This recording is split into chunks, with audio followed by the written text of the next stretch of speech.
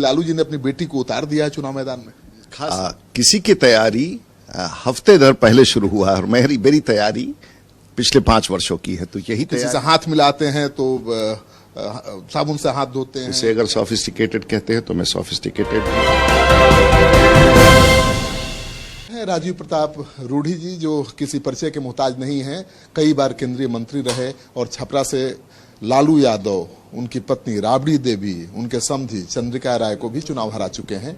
अब लालू यादव की बेटी रोहिणी आचार्य इनके खिलाफ चुनाव मैदान में है। पूछते हैं कि क्या तैयारी है, क्या तैयारी है सांसद महोदय इस बार, क्योंकि लालू जी ने अपनी बेटी को उतार दिया है चुनाव मैदान में।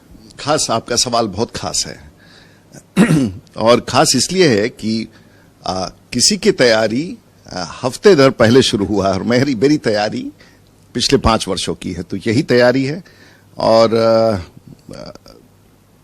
8 दिन की उम्मीदवारी और 39 साल की राजनीति और इस जिला में रहना और इसी गांव में रहना, आपके सवाल का उत्तर वही है। तैयारी मेरी पूरी है। तैयारी प्रत्याशी की नहीं होती है, तैयारी जनता की होती है। वो आरोप लगा रहे हैं कि राजीव प्रताप रूढ़ी जी बहुत सोफिस्टिकेटेड हैं, तो किसी से हाथ मिलाते हैं तो साबुन से हाथ धोते हैं, क्या करते हैं। मुझे तो रिक्वेस्ट होगा कि जो भी मेरे खिलाफ लड़े कुछ नया चीज निकाले मेरे बारे में, क्योंकि ये सब तो घिस चुका है और ना पहले सच था ना अभी सच है। और मैं दूसरे के आरोपों का उत्तर नहीं देता हूं, लेकिन सोफिस्टिकेटेड होता जो कि मैं हूं और होना भी चाहिए, और हर पॉलिटिशियन को बहुत ही सोफिस्टिकेटेड होना चाहिए, कर्टियस होना चाहिए, व्यवहार कुशल होना चाहिए। मैं समझदार हूं मैं नहीं कह सकता हूं, लेकिन समझदार भी होना चाहिए। और अगर अच्छा व्यवहार करना उसे आप सोफिस्टिकेटेड कहते हैं तो मैं करता हूं। अच्छे तरह से अपने कॉन्स्टिट्यूएंसी को नर्स करना, मॉडर्न तरीके से करना, सिस्टमैटिक तरीके से करना, अगर उसे आप सोफिस्टिकेटेड कहते हैं तो मैं करता हूं। गरीबों के बीच में गांव-गांव घूम करके दिव्यांगों के लिए साइकिल, दिव्यांगता यंत्र और गरीबों को तलाश करके उनकी सेवा करना, उसे अगर सोफिस्टिकेटेड कहते हैं तो मैं सोफिस्टिकेटेड हूं। अगर आप कहते हैं कि पूरे शहर पूरे जिला में विकास का जाल बिछा दे, सड़कों का जाल, अगर सारण जिला को देखें तो largest network of rural roads अगर कहीं बिहार में है तो छपरा में है। Largest network of national highways अगर किसी जिला में सबसे ज्यादा है तो बिहार में छपरा में है। Largest network of PWD roads अगर कहीं है तो छपरा में है। गंगा पर अगर सबसे ज्यादा पुल अगर पूरे भारतवर्ष में किसी जिला को जोड़ने वाला बन रहा है या बन चुका है तो छपरा में है। गांव-गांव देहात में महिलाओं को अब गैस के सिलेंडर के लिए लाइन ना लगाना पड़े और घर में गैस पाइपलाइन से देश का पहला जिला हो तो सारण में है। तो ये सब अगर सोफिस्टिकेशन है तो मैं ऐसा ही सोफिस्टिकेशन रखना चाहूंगा। अच्छा, अभी रोहिणी ने एक आरोप लगाया है, पता नहीं कितना सच है, कि आपने कहा है कि बेटियों को, महिलाओं को सज धज कर घर में रहना चाहिए, चुनाव नहीं लड़ना चाहिए। देखिए, बेटियां आज तो पायलट भी होती हैं, फाइटर पायलट भी होती हैं, वकील भी होती हैं, डॉक्टर भी होती हैं,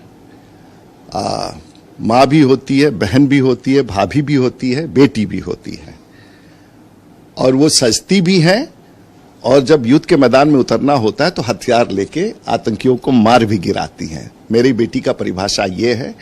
बेटियां हमारे ख्याल भी रखती हैं, घर भी बसाती है, घर भी चलाती हैं। अगर जिसको ना समझ में आए कि बेटियों का परिभाषा क्या है तो उस पर मैं कोई टिप्पणी नहीं करना चाहूंगा।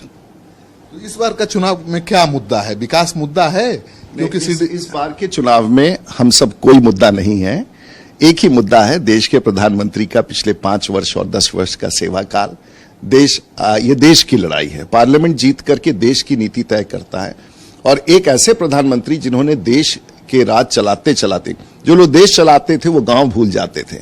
ये पहले प्रधानमंत्री हैं जिन्होंने देश भी चलाया और गांव को याद रख के अंतिम व्यक्ति तक उसके पेट भरने का भोजन 80 करोड़ लोगों को गांव-गांव तक आयुष्मान कार्ड 50 करोड़ लोग, अब तो उससे भी ज्यादा बढ़ गया है, उनको 5 लाख तक के उपचार का, गांव तक रसोई गैस पहुंचाना, हर किसान के खाते में पैसा भिजवाना, ऐसी ये लंबी सूची है और वो हर कोई जानता है। तो ये लड़ाई मेरी नहीं है, मैं तो सामान्य एक प्रतिनिधि हूं, एक प्रबंधक हूं, और ये लड़ाई और ये मैंडेट देश के प्रधानमंत्री नरेंद्र मोदी जी का है। नहीं, चुनाव से ठीक पहले एक सर्वे आया है CSDS का, लोक नीति का, और वो कह रहा है कि महंगाई और बेरोजगारी सबसे बड़ा मुद्दा है इस चुनाव में। देखिए, विपक्ष के लिए चाहे वो कोई भी सर्वेक्षण वाली कंपनियां हो, कुछ मुद्दा तो चाहिए। और ग्लास आधा भरा हुआ है कि आधा खाली है, ये नजरिया अपना अपना है। आप उसको कैसे देखते हैं ये आप देखिए। हम अभी चुनाव लड़ रहे हैं और एक सांसद हैं, और जो भी हमारे पार्टी का विषय है उसको हम लोग खुल करके हर मंच पर रखते हैं। भ्रष्टाचार मुद्दा है इस चुनाव में। देखिए, भ्रष्टाचार मुद्दा रहेगा। संविधान के तहत भ्रष्टाचार करने वालों के खिलाफ संविधान के तहत, चाहे वो पुलिस हो, जांच करने वाली एजेंसियां हो या आपराधिक एजेंसियां हो जो जांच करती हैं, या फिर कोर्ट और हाई कोर्ट हो, सुप्रीम कोर्ट हो, वो निर्णय करता है। तो ये तो कभी विषय क्या, ये तो इस पर देश के प्रधानमंत्री ने बड़ी कड़ाई की है और वो दिखता है। विपक्ष कह रहा है कि CBI उनके पीछे लगा दिया है सरकार ने। अब गड़बड़ कीजिएगा। अच्छा देखिए ना, क्या इस देश में, ये तो CBI ED की बात आज कर रहे हैं, उस समय किसकी सरकार थी जब लालू जी जेल गए? उस समय ED CBI नहीं था क्या? किस समय सरकार के? उस समय दिल्ली में किसकी सरकार थी? यूपीए की थी। यूपीए में कौन प्रधानमंत्री था? बताइए ना, इतना तो उत्तर दीजिएगा ना। कौन प्रधानमंत्री था जब? देवगौड़ा। और उसके बाद कौन प्रधानमंत्री था जो उनको बचा सकते थे, कह सकते थे कि निर्दोष हैं? बताइए नाम। कांग्रेसी थे। सब कांग्रेस में। नाम क्यों नहीं ले रहे हैं? कौन थे प्रधानमंत्री? लीजिए तो नाम। घबरा क्यों रहे हैं? उस समय जांच एजेंसियां नहीं थी जब ये जेल चले गए थे।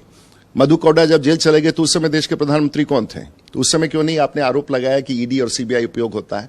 जब कानून अपना काम करता है तो फिर एक को कहते हैं, लेकिन कानून कड़ाई से काम करे, निष्पक्षता के साथ काम करे, तो बहुत आपत्ति है, आरोप है। तो मैं नहीं समझता हूं कि आप इस विषय पर कामयाब के लिए क्या ड्रीम प्रोजेक्ट है अगली बार जो? उसके लिए ड्रीम प्रोजेक्ट है जो आकर के 10 दिन घूम करके बताएगा कि हम क्या करने वाले हैं।